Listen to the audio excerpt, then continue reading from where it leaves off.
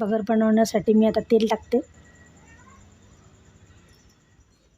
तेलात थोडी मिरची टाकायची, ती तळून घ्यायची.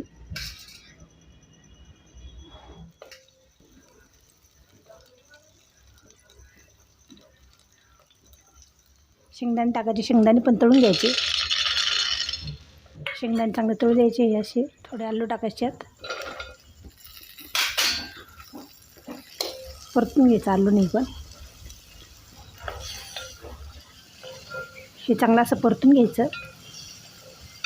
मिरची, शेंगदाणे, बटाटे हे चांगलं परतल्यानंतर पाणी टाकायचं.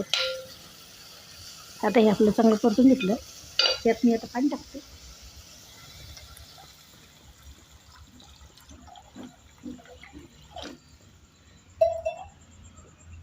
हे आता झाकण ठेवून द्यायचं. पाणी यात चांगलं उकळू द्यायचं. हे नंतर यात भगर टाकायची धुवून. यात पाण्याला उकळी आली. त्यात आपण आता हे तांदूळ टाकून देऊ भगरीचे.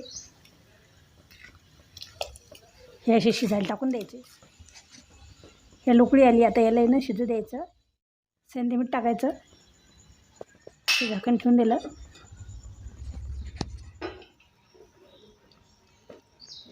ही बघा आपली भगर तयार झाली.